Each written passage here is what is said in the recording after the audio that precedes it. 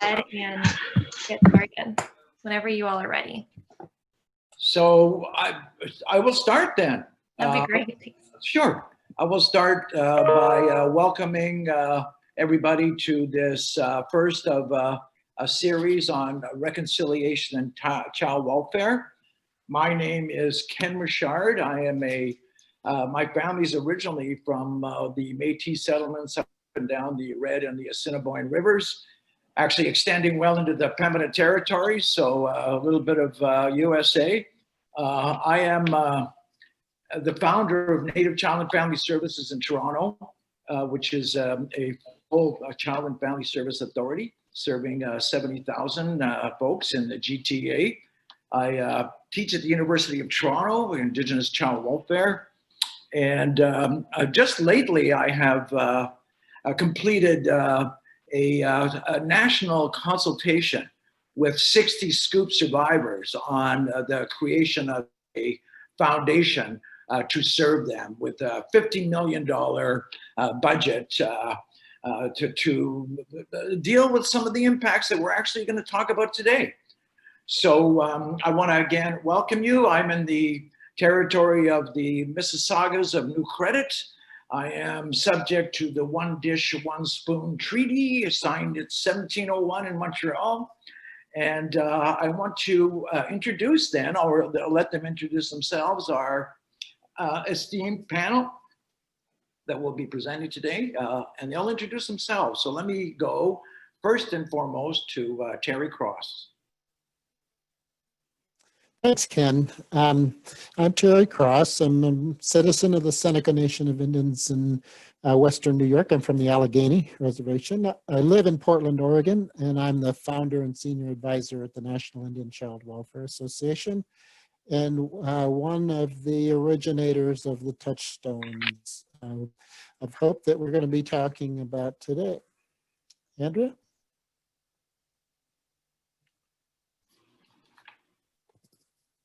You're on mute, Andrea, I think. I am on mute. Thanks, Ken. Good afternoon to those. Good afternoon to those on the East Coast. It's an honor and a pleasure to be with you, people across the country and in the United States. I'm currently on unceded Algonquin territory, and I'm originally from the Pace Flat First Nation, which is in the Robinson Superior Treaty area, and I grew up in Thunder Bay. So I joined the Caring Society in 2008, and I currently am the Reconciliation and Research Manager. So thanks so much, everybody, for joining today. We're really pleased to get this dialogue series started, and I'll pass it back to Ken. Sure, if you would just give me the next slide. It's the good old housekeeping slide. There you go. These are friendly reminders. Please stay muted. If we just could go back, thanks. During the breakout sessions, which we will have, which are not always so easy under Zoom, but make sure you unmute your mic for those conversations. And I don't feel a need to remind, although I'm instructed to, that this is a respectful dialogue, and that we should filter ourselves with respect to those good thoughts associated with respect, honor, and just keep those teachings that govern our deportment to mind when we have our conversation. Go to the next slide for me. So this is a 6-part series. It's a dialogue series on reconciliation and child welfare. Terry and Andrea will give 2 perspectives and maybe a third one that is the result of the 2 perspectives, one from the USA and one from Canada. There's the importance of Touchstones of Hope cannot be minimized. I hear Terry mention that he was one of the originators.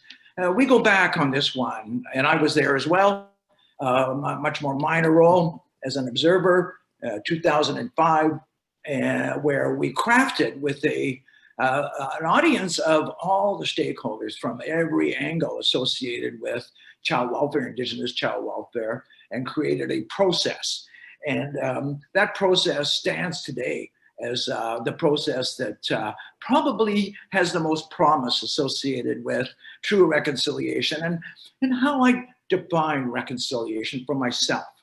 I actually don't define it. I had my friend define it for me, and everybody knows Cindy Blackstock. She said reconciliation is not having to say you're sorry twice. So I think that's kind of a simple one. It beats all the dictionary definitions.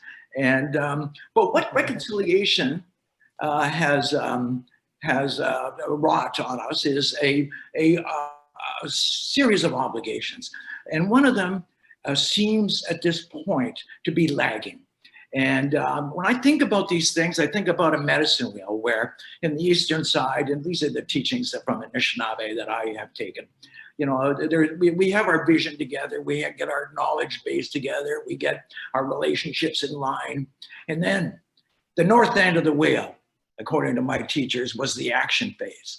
The action phase, well, they don't call it action, they call it movement. But it's about actually doing stuff relating to changing child welfare.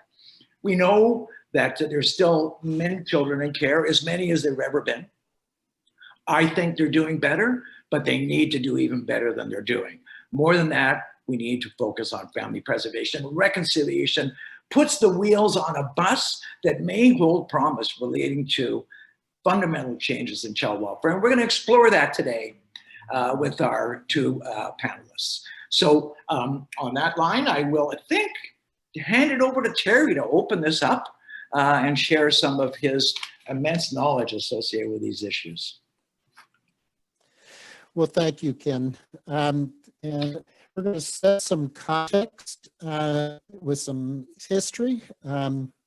We are also going to talk a little bit more about reconciliation and get into the touchstones of hope themselves. And I was about an hour talking about these issues, and then to have some breakouts, to have some dialogue with one another. So I want to start out with this broad overview of colonialism. And in order for colonialism to succeed anywhere in the world, there's been a pattern. First of all, the colonial power has to take the land. And taking of the land also means taking of the natural resources, particularly the control of food and water. It also requires that the colonial power take the sovereignty, in other words, to usurp the leadership and the governance of the indigenous population. Then it has to take away the legitimacy of thought. In other words, this is replacing the thought of the indigenous population, replacing the worldview, the language, the spirituality, the healing practices, and declaring them less valuable than the ways of the colonial power. And finally, for colonialism to succeed, they have to take the children. Because taking the children so disrupts the social fabric of a society that it's difficult to recover. And this is a pattern that's been repeated across the world in with different indigenous populations, but we sure have seen this pattern in the US and Canada. And particularly this last item we still struggle with today, this legacy of colonialism that still continues today in the disruption of families. Andrea, do you want to comment on this particular slide for the Canadian context? No, I think I'm good to go to the next slide. Okay. Well, we all know that this historical background, this process of colonialism, disrupted our governance. It is our traditional lands and economies were taken away and disrupted. Generations of children forced into residential and boarding schools, and children taken from the and that these patterns continue to this day. In the US, we're still struggling with youth being taken to boarding schools, and the disproportionate rates of placement outside of the nuclear family, outside of the native family, is still at proportions that are unacceptable. Andrea? And here we are with some historic pictures of boarding schools in the United States. These are our residential schools were operated both by government and the churches. Ours starting early as 1819 and with grants from the government to churches, and in the 1870s into institutions controlled by the government that last to this very day.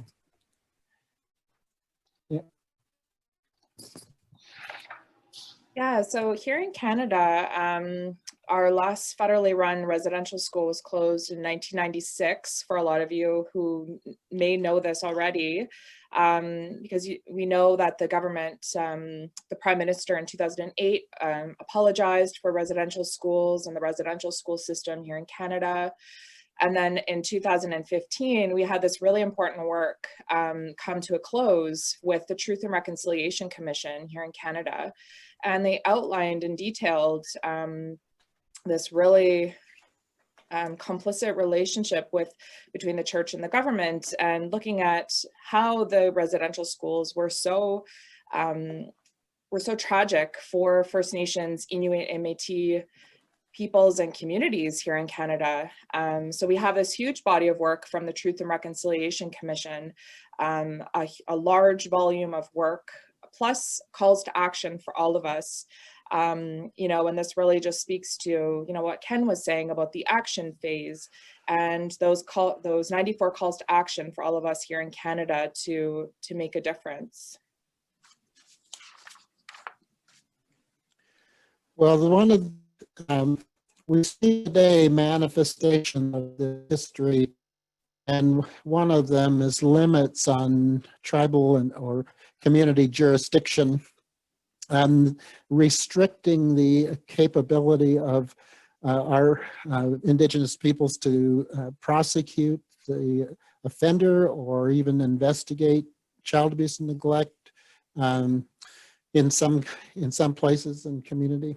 We see inadequate funding of First Nations and tribal child welfare. We see the what we think of as superiority of thought. In other words, that the policies of the mainstream policies, whether they're full or not. We see inappropriate children, the perpetrating white privilege and superiority, as well as resentment, paternalistic policymaking, and continued disparities that represent structural risk factors like lack of housing and lack of health care or lower rates of education. These are all created by this colonial process in which people have inadequate resources to solve problems and no authority to act on their own behalf in many situations. So the messages of colonialism have been that Indigenous people can't possibly know what's good for them, that we're not significant enough to count, that services can only be done by Indigenous people if they're provided as prescribed by the colonial power. In other words, we have to follow all of the rules and restrictions of the funding to do what's done in the mainstream that already harmed us, rather than do what we know will work in our communities. The colonial policies are considered to be the right way, and they can't be modified even when they do harm. And we often hear the message that Indigenous governments aren't ready. They're not ready to run their own affairs, serve their own people. So in this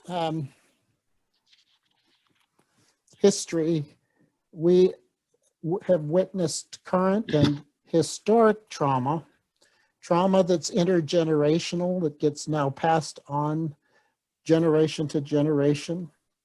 We experience it as lateral oppression and violence, internalized racism and self-blame in our communities. We experience it and see it as with shame and guilt and fear. The determination by the government of who is Indigenous and who's not leads, and blood issues like blood quantum here in the United States leads to identity politics, struggles between people who have different types of recognition. We see that the loss of social norms, where we in our communities are struggling with how to remember the right way to live with other people that was handed down for generations, being disrupted by the amount of removals in the residential schools, and now recovering from trauma to reestablish those social norms. We see these then manifested in a cycle of adverse childhood experiences that one generation then perpetrates on the next. And yet we experience the blaming of the victim in this cycle as if it's their fault, and that there's no responsibility on the part of the colonial power to interrupt that cycle. So our lived realities today are the disparities that we see, the racial inequity, economic security, and health and education, a whole range of things. We see disproportionate placement and disproportionate representation in the system, overrepresented in out-of-home care, underrepresented in the preventive and restorative services and child welfare. We see Indigenous children in state and federal, provincial services, and it may be acceptable for outcomes problems with getting enough funding to do the work. This reality of complex chronic traumas reinforced by systems that are ill-suited to meet the need.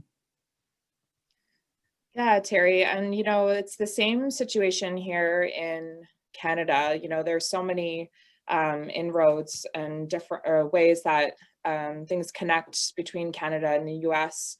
Having the disparities, the racial inequity, especially when we look at Canada in terms of, that issue that you mentioned of blood quantum. The Indian Act has been around for quite some time, and it determines who is First Nations and, based on blood quantum. So, it's a long relationship in Canada in terms of the Indian Act and how that's governed our communities across the country. And, funding is a huge thing that's really played out in Canada as well for child welfare. In terms of the funding, in 2016, the Canadian Human Rights Tribunal found that the government is discriminating by providing less child welfare funding and by not implementing Jordan's principle, which puts kids first for services. So they were racially discriminating by not providing enough child welfare funding to keep kids home in their communities and in their homes, and to support them in all of those ways. So, and providing that funding in ways that make sure that it's culturally relevant to those different communities. And so I think, this is really, and you can go on to the next slide and talk about, that really interesting history of the Touchstones of Hope. Thank you, Andrew. One of the bits of history that's important to know that, the Indian Child Welfare Act in the United States was passed in 1978. There's quite a long history to getting that passed, and there was a lot of opposition to it. And part of that opposition came from the Child Welfare League of America, because back in the 1950s, our government sponsored something called the ARENA project that was designed to remove our American Indian children from their homes on reservations and place them in non-Indian homes for adoption. Most of those were placed without any process, and they were placed far away from their homes, not because of child abuse neglect, but because it was simply determined that they would be, quote, better off in white homes.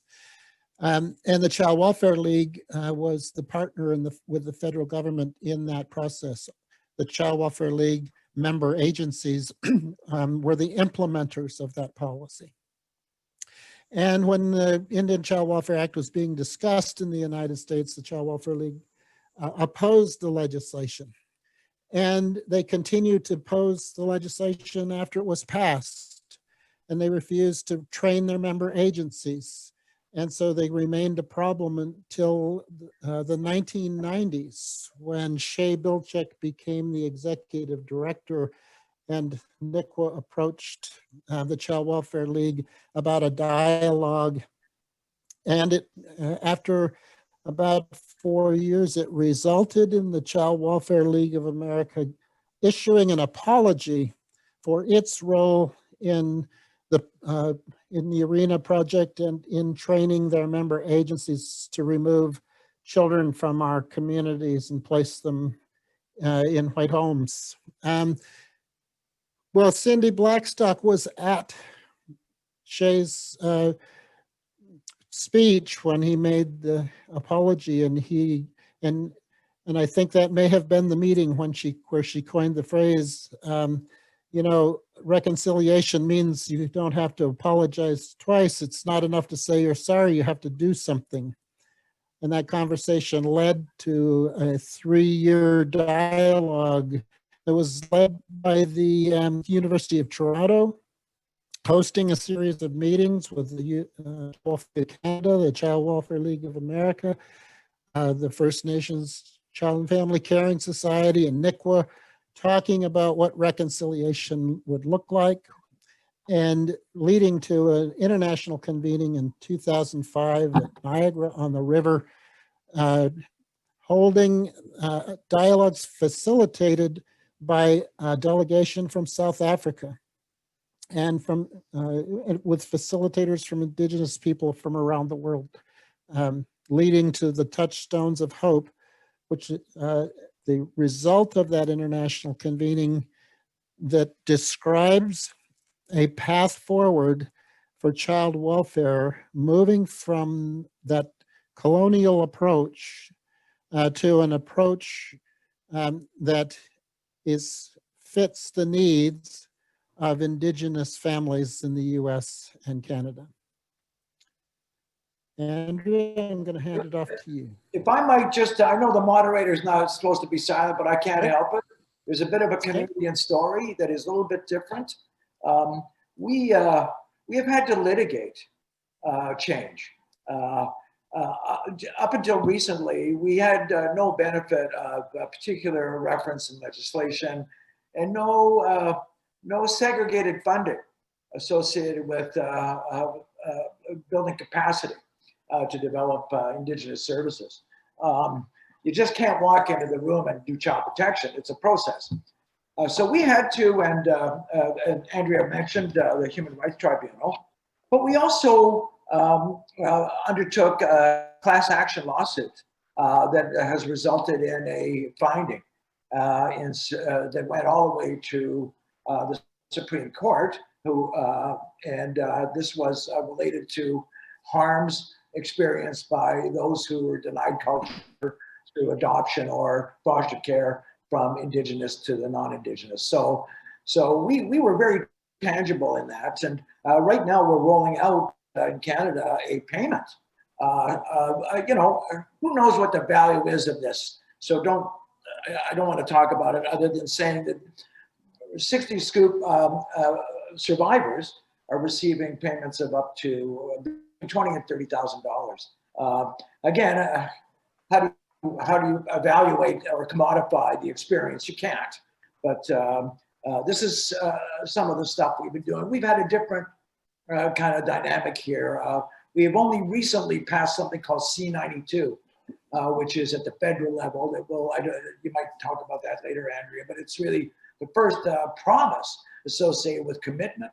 Unfortunately, C92 is passed more with respect to a aspirational statement if structural changes or funding does not follow suit. But it's a very active file right now, let's put it that way. And we've had to litigate quite a bit of it, and probably will continue to have to do so.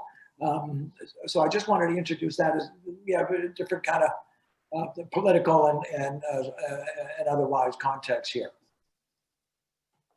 Thanks, Ken. I think that's really important context for, you know, all of this movement.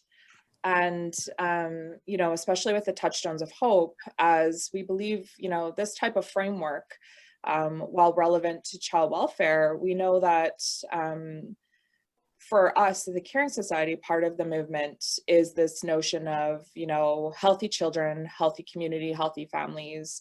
And, you know, what does that take to see children, families, and communities thriving? And, you know, we entered into a movement between 2008 and 2012. We were doing some work in Northern British Columbia. And actually, Terry, that's the first time I met you was in 2008 at a conference in Prince Rupert, British Columbia. And, you know, I was fairly new into my position, and we started this movement, and First Nations agencies could decide whether or not they wanted to participate, which is a great, you know, thing of Touchstones. It's not imposed. It's something that it's up to, you know, an agency, a community, whoever wants to embark on this journey to really choose the movement and to go forward with it. Now, those agencies in British Columbia, you know, it was still fairly new at that time. And of course, it was supported by the Ministry for Child and Family Development. So, you know, once the 4 years hit, unfortunately, you know, there was no longer any funding to keep going with the work. But I know a lot of the agencies still had those plans and those visions that we created through the Touchstones of Hope, because they each defined the principles, which we'll get into in a little bit, in their own context, and like how that would look for them in their own specific contexts, in their communities and their nations. And, you know, I think in 2015, Terry, along with all of the original authors of the Touchstones of Hope booklet, wrote this great article in the First Peoples Child and Family Review, looking at, you know, the relevance of touchstones and how, you know, it's kind of an approach that really was before its time. Because I know here at the Caring Society, like, I'm getting requests from a ton of people who are very interested in this philosophy. But what a lot of people don't know is it really started in 2005. And, you know, the movements have been active in both here and in the US. So maybe, Terry, you can talk a little bit about how it's been going in the United States. Right. In the US, we've approached it differently. At NICWA, we have integrated the principles of the Touchstones model into all of the work that we do, partly because we're dealing with a very different situation here, with tribes having jurisdiction over child welfare. In most situations, about 2/3 of our tribal governments have their own tribal courts and their own laws with regard to child welfare. And that number is expanding rapidly as villages in Alaska assume jurisdiction.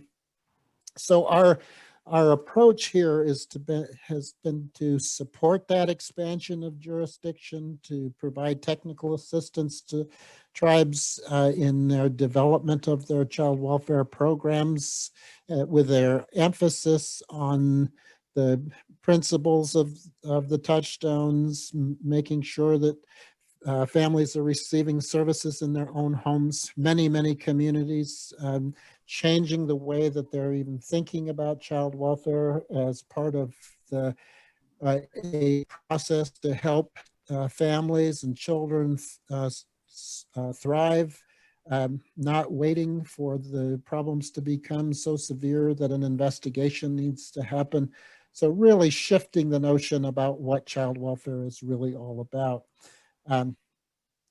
We're going to take a look at now some of the issues that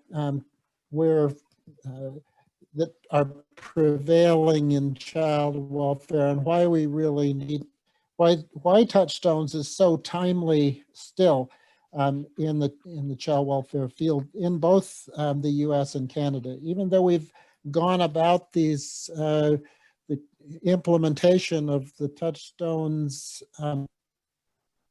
model differently in our two countries, we're struggling with the same issues in a different context. So let's have to make sure that I'm,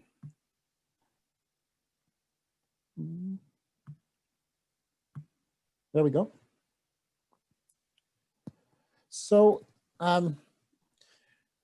today, overrepresentation in child welfare, particularly in out-of-home care, can be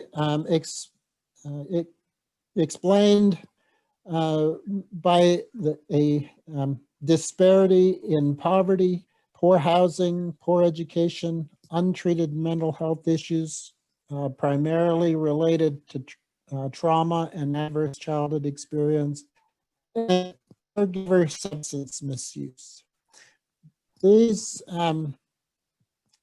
challenges are things that we see contextually and structurally in our communities that that lead to this overrepresentation.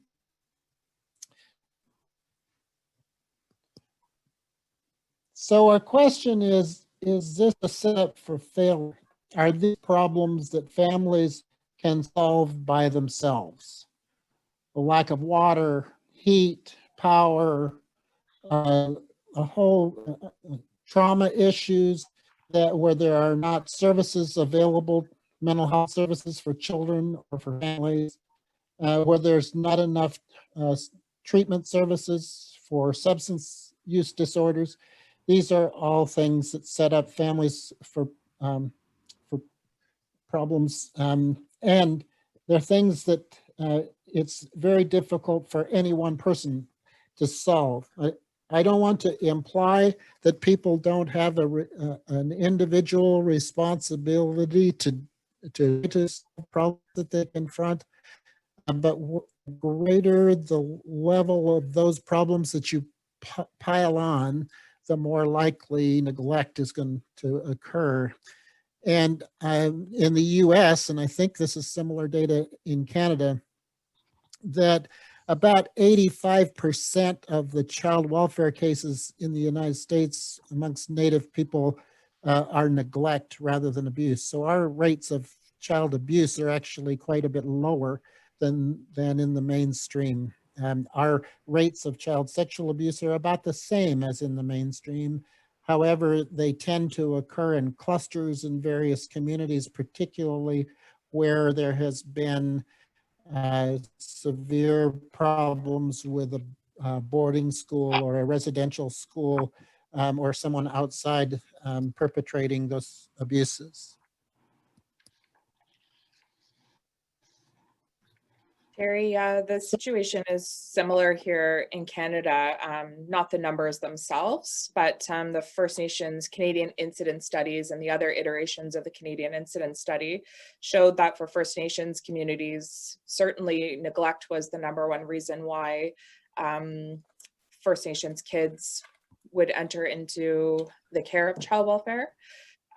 So, you know, there is that, and a lot of those issues, of course, are the same as in the US of, you know, caregiver substance misuse issues, lots of things like poverty, overcrowding in housing, lack of water on reserves. So definitely a lot of the same themes that occur also in Canada. Thank you.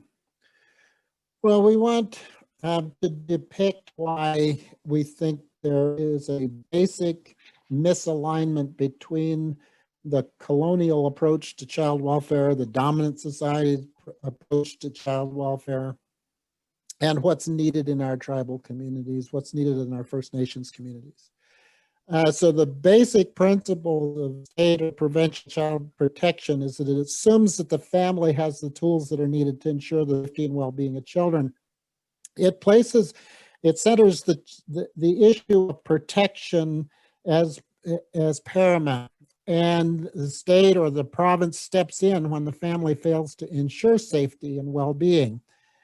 In this model, it tends to be a rescue the child and police the behavior of the parent. So the system steps in when the family fails to meet the safety needs, and the family is expected to engage the system to solve the problem. And usually that's in the form of a case plan that is often cookie cutter, and a set of expectations to the family of things they need to change.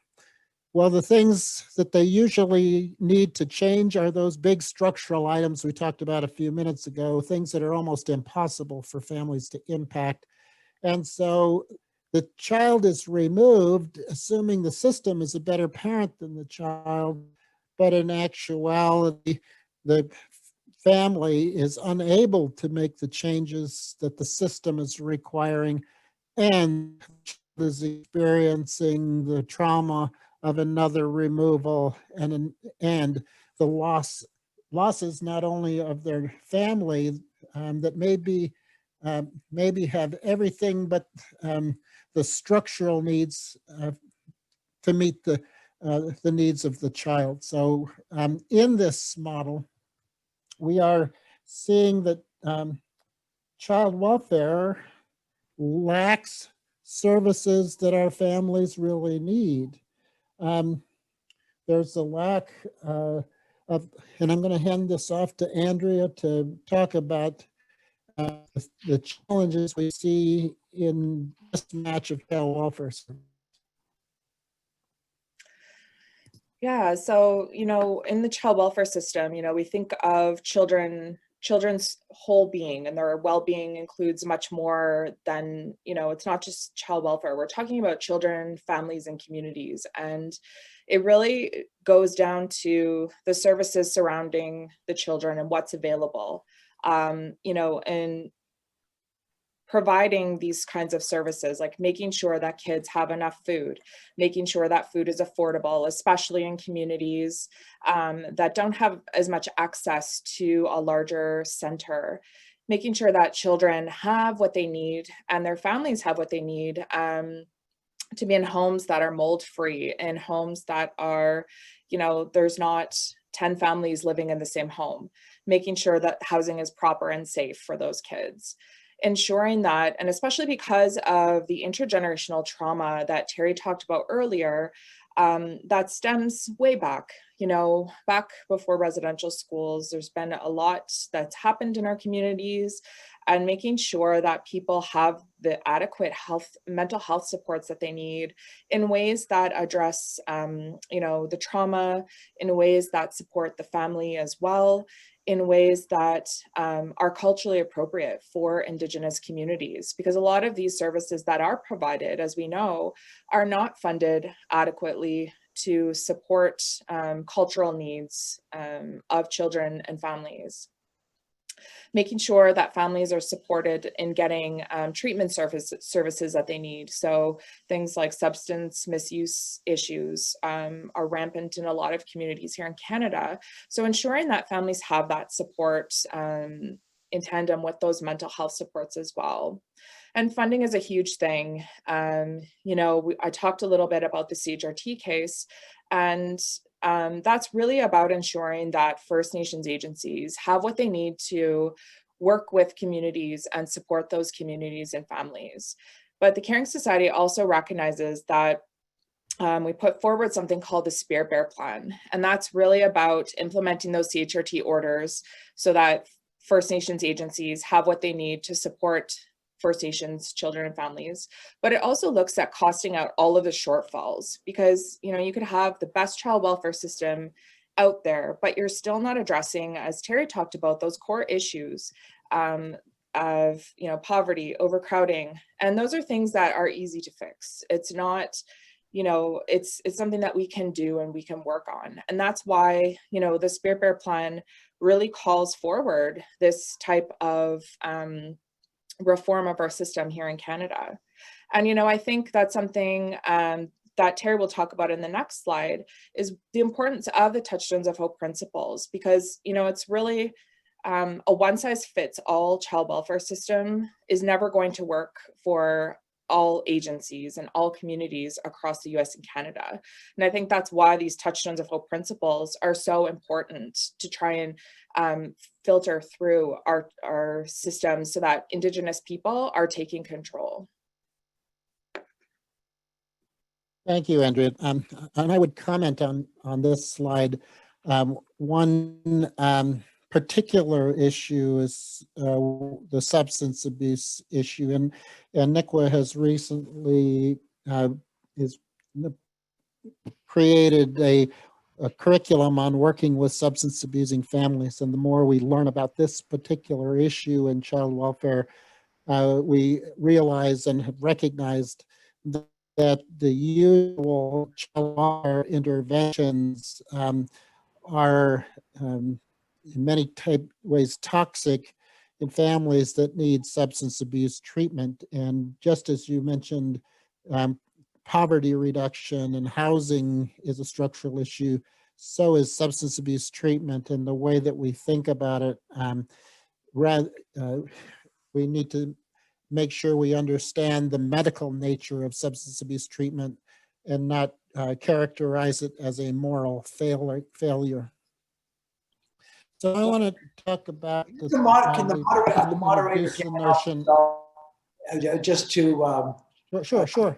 Just for a moment on the capacity to change things. You know, Andrea referenced funding. You know, the funding in our philanthropic world in Canada is certainly not strong at all. We get very little support, so we're heavily reliant on government funds, and government funds are interestingly conditional on us adopting and implementing a non-Indigenous frame mind, a forensic mindset, one that continues to pathologize the parents, that actually does not look at poverty, defines poverty as neglect, which is a tricky way of changing it from a structural problem to an individual pathology. So we're still dealing with that, being constrained by a model of child welfare that is well over in Canada, 100 years old, and is the legacy actually of British colonialism writ large. So it's really important to see that not only are we expecting families to heal themselves with no resources, but communities themselves to take control through the adoption of a foreign model with the funding that has already been litigated by, as Andrea mentioned, by the court actions that we've got to take. So there's a lot working against change here. And I just wanted to make sure I got that little point in, because I've been living that reality as a senior administrator in Indigenous child welfare for many years. Thank you, Ken. And I think that is the reality that most of us live with. In part, it keeps being perpetrated through the funding mechanisms that says you have to do it a certain way, and that way is very much based in the origins of child welfare historically, of being a system that was designed to rescue children rather than to heal families. So we want to talk about the Touchstones of Hope, and these are principles that came from the convening on truth, healing, and reconciliation. There are 5 principles. We're going to go into more depth on them. And Andrea, do you want to comment on these before we move forward and talk about each of them individually and what a system looks like if we apply these? I'm okay for now, Terry. Thank you. Okay. All right. Well, the Touchstones of Hope, the 5 principles are self-determination, culture and language, holistic approaches, structural interventions, and non-discrimination. We're going to go into more depth because each describes a set of actions that can be taken in pursuit of changing the system so that it looks very different. And so in this Touchstones of Hope model, and at NICWA, we sometimes refer to this as our relational worldview model, the system engages the family rather than expecting the family to engage the system. In other words, the services are designed to meet the family where they are. Now, as a young social worker, I learned you start where the family's at. And I think for the first time in child welfare, this is a system that begins to meet families where they're at. The tribe or First Nation steps in when the family fails to ensure the safety and well-being of the child, with the intent that the family is the best option for the child with support, and that the solving of those structural problems is the first level of intervention. So services that emphasize in-home services, preventive restorative services, healing services, substance abuse treatment, making sure that all of those structural services are met, and getting there well before there are bruises or abandonment. And this is really important, because what we've learned in our communities is that if you wait for bruises and abandonment, you've already lost the game to the trauma. And so you're looking at child welfare moving much farther up front. In our tribal communities that are implementing this, we have seen foster care rates drop dramatically. And we've seen the staffing of programs change dramatically from having child protection and foster care workers to having predominance of therapists and family intervention, family training, parent training staff, and having this dramatic shift to treating families as if they're capable, and beginning to give the tools that they need to address the issues that they face.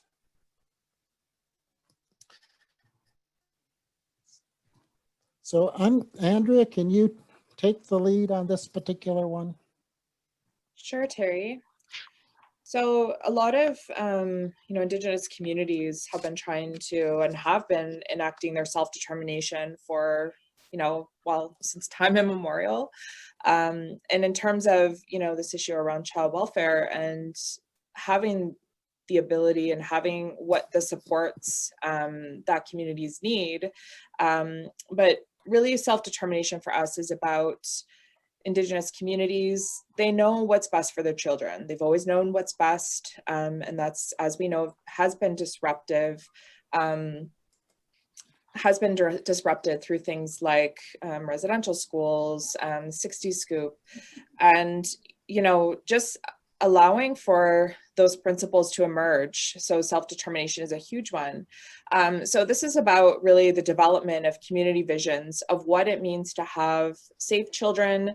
And I talked about that term thriving. So going a step further than healthy children, I think healthy can encompass a whole host of things, but making sure that children can thrive and families can thrive and communities can thrive.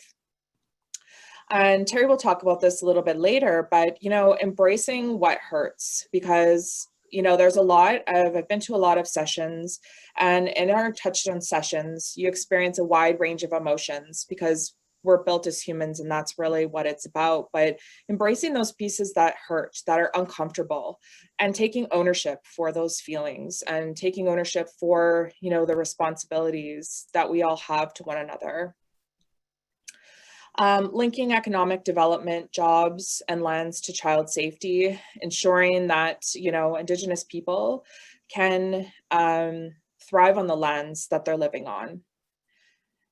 And of course, there's the reconciliation and child welfare program for leaders. So one of the things I didn't mention in the timeline and was basically this Touchstones for Leadership curriculum that was developed. And we've since that time also gone a step further and created a whole toolkit for how people can go about this Touchstones of Hope movement. So if that's something you're interested in, we can talk about that and provide my email, my contact information if people are interested in either of those. I want to remind you folks that you've got about less than 10 minutes to complete this part of the presentation before we break up into groups. Thank Yep. you. So another principle of the Touchstones is language and culture. That in our cultures, we know what it means to take care of children safely. We also know that all social work is culturally driven, and how child welfare is currently structured in the mainstream is a cultural phenomenon, and we can do it differently. We want to be careful, as we talked about earlier, about simply adapting mainstream programs and putting them in our community. Our programs have to be designed around our own culture, particularly around working with extended families. We need to apply holistic approaches to be able to meet the needs of the whole person, to do the community planning, to engage children and youth in community visioning, because young people are key to understanding what the needs are and implementing the services to meet their needs. And to be cautious about the risk of doing community-based services on what the government will fund instead of what our communities need. We need to also engage the nonprofit sector, and Ken mentioned this, the nonprofit sector is just simply not enough available in our communities. We have to address those structural interventions to ensure that our children have access to the resources, that we're addressing the poverty and the substance abuse and the mental health, and in the engaging families and solutions. And in the US, we have a program called the Temporary Assistance to Needy Families, and in the 90s, tribes got access to run that programs. And some of our best child welfare solutions in our communities today is through those kind of programs. And finally, the non-discrimination portion, that we need to ensure that we have equal access to resources, that the knowledge base that we have in our Indigenous communities are on equal footing to the non-Aboriginal knowledge in child welfare, and that we promote respectful relationships and dialogue. And that's what this series of Touchstones dialogues is all about, beginning to develop a respectful relationships across cultures, because it takes everyone to solve these problems, because they exist across the spectrum, from policy to structure to practice. Andrea, do you want to fill in there? I think in terms of non-discrimination, it really goes back to what you were saying, Terry, about the worldview piece, and not just looking at the structural worldview, because I mean that's a huge one, but also doing some self-reflection, especially for those who may be non-Indigenous, or people who might not have worked with non-Indigenous communities as much, but just really taking a good self-look at ourselves as well, to see, where are my biases, what is might be prohibiting me from doing respectful collaboration with the folks that I'm working with. So just really, pushing that forward, that non-discrimination piece. And Andrea, I'm going to let you take this one.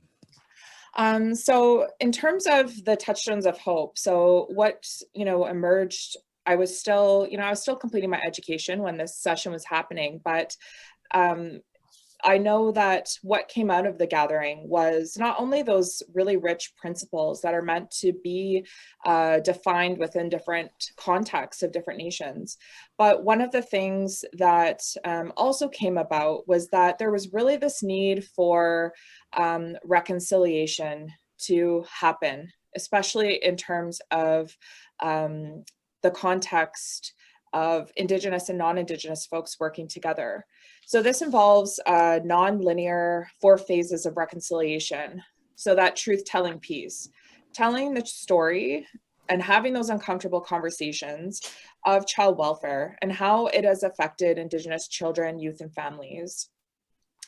And then we have the acknowledging piece, affirming and learning from the past, but also recognizing that, you know, it's really vital that we do need to move forward on a new path. Restoring, so making changes and doing what we can to address the harms to make sure that they don't happen again. Because, you know, one of the things, it's what Ken said earlier, reconciliation is not saying sorry twice. And, you know, we don't want to have an apology for child welfare. And then also relating. So this is really the piece that moves things forward. So working respectfully together to create, implement, and monitor the progress on the vision that we create through Touchstones together and implement those next steps as together. And just to summarize, reconciliation is a process, not a destination. It's a process that recognizes the past and acknowledges the mistakes that occurred. And it honors those who have suffered and recognizes that too many still suffer, that we're still experiencing this.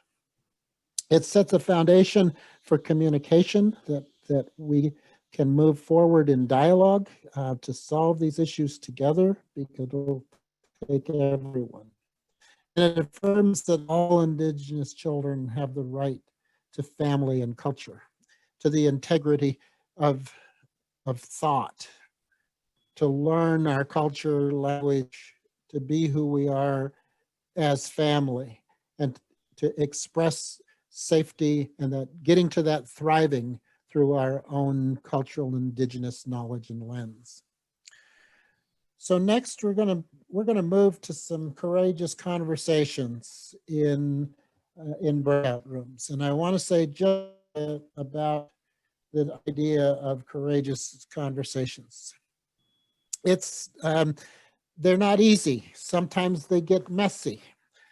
So we want to make sure to recognize that reconciliation isn't easy. That it takes talking about things that are hard. And Andrea mentioned we have to own the things that are hard. As Indigenous people, we have difficulties in our communities in violating our own norms, and in order to get to the conversations about safety, we have to face what we're not doing well, where we have serious problems. So some of the messiness is looking inward, and some of the messiness is in the conversation with each other about this painful history and what we do differently.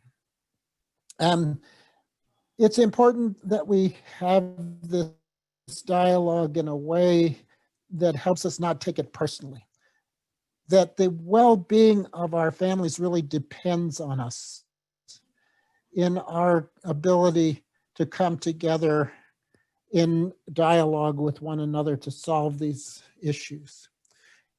In order to get there, we have to seek to understand first before trying to be understood. It's one of the basic principles of how we can get to an understanding of each other's positions. And I believe in the loving protection of your adversary. If in this process of having dialogue, we say hurtful things, it's important that we not create injury. Otherwise, the partner in our healing goes into hiding. If you can't stay together in a difficult dialogue, you don't have the opportunity to move forward on this path of truth, healing, and reconciliation. So this circle, we hope, guides us in this next few minutes as we break out.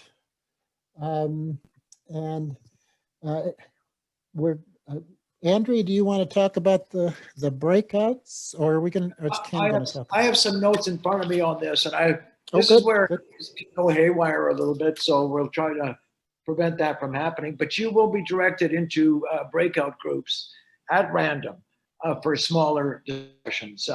The link to the questions is in this larger group chat. Groups will not have particular moderators, but we expect that respectful dialogue to be owned by everybody. Answer the questions as best you can. This is not a test by any stretch. It's a conversation and it's a process. Each group will have a recorder who will record their answers in the Google box. So now I look at Andrea. Is that clear enough? Maybe you want to just add to it? I'm not sure. Yeah, Amory, what was the thought around the notes? Did Hannah provide that in the Hannah? Did you provide that in the box? Yes, so Hannah just put in, we can repost it as well, but we have the questions here. And so just refer to the chat at the bottom of the screen for the conversation questions. And we will be in groups of 8, around 8 people per group. So just be prepared to unmute yourself and participate. Did you want someone to take notes or no? Just dialogue? Yes, if you would like to assign someone to take notes, and then at the end, if we have time, we would love to hear how the conversations went, any outcomes. That would be great. Thank you. Okay, so get going.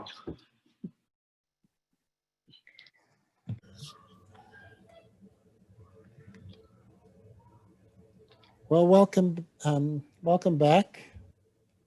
I believe that I've got my video problem solved, and let me know if not. We are going to go back and just have a couple of words from each group, as we have about 10 minutes, and we want to reserve about half of that or so to close out with. So any comments about these courageous conversations? I'm going to put have these questions posted here. So Terry, it's taking a moment for everyone to be moved back in. So we do have people still continuing to join us. Okay. We would just be able to pause for about 30 seconds and then welcome back everyone again. I think we missed about half of them. Okay, thank you.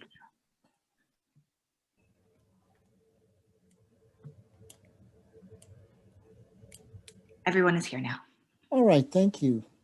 Well, welcome back, everyone. You see on, we've shared the screen with the slides that the questions that you were discussing, and we're going to have just a few comments.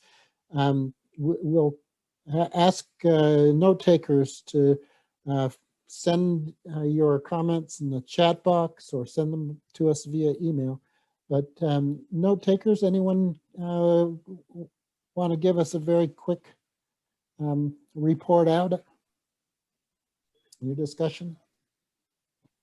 I can do a quick one. I can Thank try, make it quick. We had quite a comprehensive and exciting conversation.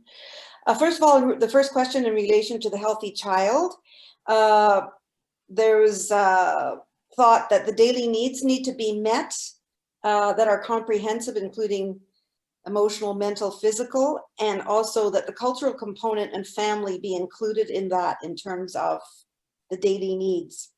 There was another thought related to, and this probably fits to the further question about using the medicine wheel, but overlaying the idea of family and culture and community, so that there is, if the medicine wheel is an autonomous thing, but rather that everyone is engaged in that all components are engaged in that, the family, the community, and so forth. Safe place to be when protected, that the child should feel that they are safe and that they belong without judgment, and to be proud of who they are. Also, the healthy child can rely on a multiplicity of caregivers that not only is the nuclear family, but extended family and the broader community as a whole. So that's the first question. Thank you. I'm going to call on someone else to do the second question. How did we keep kids safe prior to colonization? Ken, I can speak to that from group 6. Thank you. There were three of us there, me and Ian and Sylvia. And I thought, and Sylvia, that kind of rings a bell. But anyway, you got to be as old as I to know that's a big Canadian folk band. We talked about, you know, these are massive questions, Terry, as you know. Yep. So I can only give you a couple of points. Ian works up in the Yukon and was speaking about the value of extended family care arrangements. And although we bring more kids into care maybe than we should, the fact is they're no longer disappearing through private adoption agencies or from the north to the south. Most of the problems are staying within the community and they're working it out there. But they certainly are, as is the case in the north, struggling with more problems than they have solutions for. Sylvia is a retired educator and talked about being the role of an ally to get educated on these issues and to embrace tools created by the Indigenous community itself, such as Touchstones of Hope. So while we didn't get in all these questions, we didn't have time, we still had a rich conversation. Thank you, Ken. And we use these questions because they are the questions we use in community to get to that self-determination piece of the touchstones. Because it is at that community conversation level with leaders, with elected officials, with traditional leaders, with families, with youth, that these questions get answered in a way that then provides the basis for structuring the services. So based on these questions, we can say, okay, so what if you're going to do everything in this way, if these are the things that are acceptable and not, if this is what it takes to keep children safe, what does that look like in terms of a child welfare program? And what it ends up being is in some communities, people who are willing to talk to their own families, to talk to their neighbors, to knock on the door and say, is everything all right? How can we help? To really shift that thinking. So I'm sorry we didn't have really enough time to process these. But we were going to move forward in our conversation to close out here, because this is really about decolonization. Because colonization is something that happened to us. It doesn't define us. And yes, we have experienced profound, complex, and intergenerational trauma that continues, but there's nothing wrong with us. We are vital human beings to which terrible things have happened, but we know how to heal. Our cultures teach us how to heal. And we know that we can take responsibility for our own healing. So our next steps are going beyond the interpersonal dialogue. We want to continue that dialogue, but we need to go beyond by doing, by having the action that Ken talked about earlier. This is assuming responsibility to build bridges with the allies that can help us, to the agencies that can work with us in partnership, and to the funders who need to change the criteria for what is possible to do with the funding available. We need to develop the tools to further this reconciliation agenda, to create space to work with one another, and that's what we're doing with these Touchstones dialogues, and we're asking people to make commitments to these touchstones. Andrea, do you want to add to that at all? Yeah, I think just keeping it in the back of our minds that this change is possible. And I think, we owe it to each other, and we owe it to children first and foremost to really take these next steps as Terry has outlined and really explore what the Touchstones of Hope could be in your community. And to know that a lot of the work is already happening in communities, and a lot of really great Touchstones movements already across, at least in Canada and as well in the US. Those movements are happening, and to really just remember that at the heart of everything and why we're doing this work is really, it's about children and making sure that all children in our countries have what they need to be healthy and have what they need to thrive. Thanks, Andrea. Ken is going to wrap us up. Yeah, so let me extend a huge thank you, a miigwech, as we say here in Ontario with the Anishinaabe way, miigwech to you for all your thoughtful presentation. This is part of a upcoming dialogue series. This is the first sort of general conversation. We will drill down on those upcoming sessions that will start again in January 19th on the principles of reconciliation. We will have various expertise associated with this series, and we thank you for your participation.